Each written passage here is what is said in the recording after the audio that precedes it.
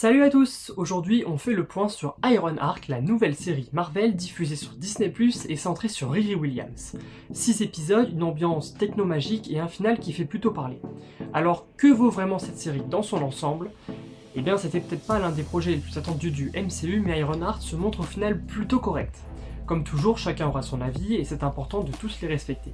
L'idée ici, c'est de simplement proposer un retour nuancé, en passant en revue les différents points positifs, mais également les points un peu plus discutables avec des arguments aussi constructifs que possible. Allez, c'est parti. Bon, on va pas se mentir, l'histoire de la série n'est pas la plus entraînante ni la plus palpitante que le MCU ait pu proposer jusqu'ici. Loin de là, mais c'est pas non plus la pire.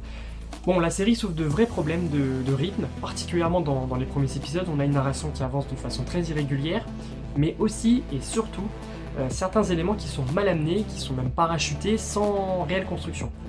Prenons l'exemple d'Ezekiel Stein, ou les motivations de The Hood qui sont globalement floues, ou encore la question de la magie, introduite par une coïncidence de voisinage un peu grossière et qui arrive tardivement, encore une fois de manière plutôt superficielle. Donc on a clairement des facilités scénaristiques qu'on ne peut pas ignorer. Cela dit, la deuxième moitié de la saison redresse un tout petit peu la barre, on a les épisodes 5 et 6 qui apportent plus de tension, en particulier pour Riri, et le cliffhanger final relance l'intérêt qu'on peut en avoir. Mais voilà, cet intérêt est surtout donc lié à la suite potentielle dans le MCU et n'est pas vraiment lié à la série en elle-même. Tout cela n'arrive qu'en fin de course et le format de 6 épisodes seulement, une fois de plus, c'est un vrai handicap. Donc dans l'ensemble, la série manque de constance et de densité narrative. Riri est clairement mon point positif principal de la série. Je l'avais trouvé très neutre, presque sans impact ni attache dans le film Black Panther Wakanda Forever. Ici c'est tout l'inverse, on découvre une héroïne qui est tiraillée, aveuglée par 3 grands axes, son génie incontrôlable, sa soif de construire qui la pousse parfois dans des situations très complexes, et ses pertes passées, telles que son deuil, qui continuent de la hanter. Elle est plutôt bien construite tout au long de la série avec un vrai fil conducteur, jusqu'à un épisode final qui marque clairement un retour en arrière important sur ses choix. Certains trouveront ça mauvais, mais personnellement j'y vois une vraie marque d'humanité, une héroïne avec des failles, loin d'être parfaite, mais justement attachante et humaine. Le duo qu'elle forme au cours de la série avec Nathalie fonctionne plutôt bien, c'est pas non plus exceptionnel, mais ça reste une relation complémentaire qui apporte de l'émotion et du contraste dans tout le parcours de Riri à travers la série. Autour d'elle, la galerie des personnages secondaires est plutôt neutre, sans grand relief, à l'exception peut-être de Zelma Stanton, qui m'intrigue. On a sa magie, son lien au surnaturel, son ton un petit peu plus décalé, il y a un vrai potentiel pour la suite, pourquoi pas avec Doctor Strange. Cela dit, son introduction résulte d'une vraie facilité scénaristique, on a sa mère qui est une ancienne sorcière, qui se retrouve être l'amie de Riri. C'est un petit peu trop facile, mais bon, le personnage a quelque chose. Pour les antagonistes, c'est probablement l'un des plus gros points faibles de la série. The Hood, incarné par Anthony Ramos, n'arrive jamais à insuffler le charisme qui est nécessaire au personnage. Et le problème, c'est que l'introduction de ses motivations arrive bien trop tard. À un moment, on a déjà acté que ça ne fonctionne pas. Il n'est jamais vraiment menaçant et surtout il semble presque trop gentil pour le rôle qu'il est censé occuper. On parle là d'un chef de gang, théoriquement, mais à l'écran il n'impose pas grand chose. En parlant de son gang, celui-ci condense exactement les mêmes faiblesses, un manque de relief, d'intensité et surtout pas de danger crédible.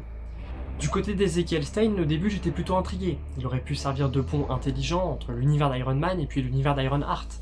Mais là encore, on gratte la surface et puis son introduction c'est un peu comme la magie. Il n'y a pas de préparation, pas de consistance, pas de logique, c'est trop facile, le coup des cendres. On sent qu'il y avait des idées, mais c'est vite expédié et puis on parle pas de la fin où justement il occupe un rôle de larbin comique, c'est vraiment dommage. En fait, le seul vrai antagoniste marquant, c'est Mephisto. Et pourtant il n'apparaît que dans grosso modo 2 scènes à la fin de la série. Mais Sacha Baron Cohen est impeccable. Il a le charisme, la menace, la présence. On sent même que Marvel a visiblement voulu éviter qu'il ne vole trop la vedette à la série. En fait, il aurait presque pu se contenter d'être le mec qui file la cape à The Hood. Mais non, il va manipuler directement l'héroïne et ça c'est un vrai point clé pour la suite. Quand on connaît ces manipulations très générales dans les comics, qui concernent parfois le Docteur Fatalis, le Surfeur d'Argent, Spider-Man, c'est large mais justement on imagine très bien ce qu'il peut représenter à plus grande échelle dans le MCU. Bon, je suis pas un expert en réalisation, donc je peux pas trop m'aventurer sur ce terrain-là, mais honnêtement, il n'y a rien qui m'a vraiment marqué dans la série, Pas négativement, pas positivement, donc le constat est plutôt simple de mon côté, c'est plutôt correct en termes de réalisation. En revanche, le gros point positif, c'est que les effets spéciaux sont vraiment réussis. On en a connu qui étaient des catastrophiques récemment, donc il faut quand même le mettre en avant. Ce que j'ai surtout adoré, c'est de retrouver des scènes de construction et de tests d'armure qui sont vraiment old school. On est bien loin de la nanotechnologie qu'on retrouve un peu partout récemment dans le MCU. Et on a cette sensation plus brute, plus mécanique, et c'est vraiment agréable de retrouver cette partie un peu passée de Marvel. Côté action, il n'y a rien de vraiment marquant non plus. Les scènes sont pas mauvaises, mais il n'y a pas vraiment d'impact, il n'y a pas de mise en scène qui soit vraiment folle. Mais grâce à ces effets spéciaux qui sont plutôt corrects, c'est plutôt agréable à voir. Les scènes de magie, les scènes d'armure, quand on vient fracasser un camion, on peut voir et revoir ces scènes sans vraiment de grandes difficultés. Du côté des liens au MCU, c'est vraiment le dernier épisode qui change la donne. Mephisto arrive et la série prend une toute autre tournure, une toute autre ampleur, et c'est pas simplement une petite apparition. En seulement 2 scènes, il impose une présence, une menace et un charisme, là où d'autres personnages n'y sont pas arrivés en bien plus longtemps. Et c'est là que Marvel a une carte à jouer. Ce final permet potentiellement d'imaginer Mephisto comme un double méchant d'envergure à l'avenir, dans le MCU.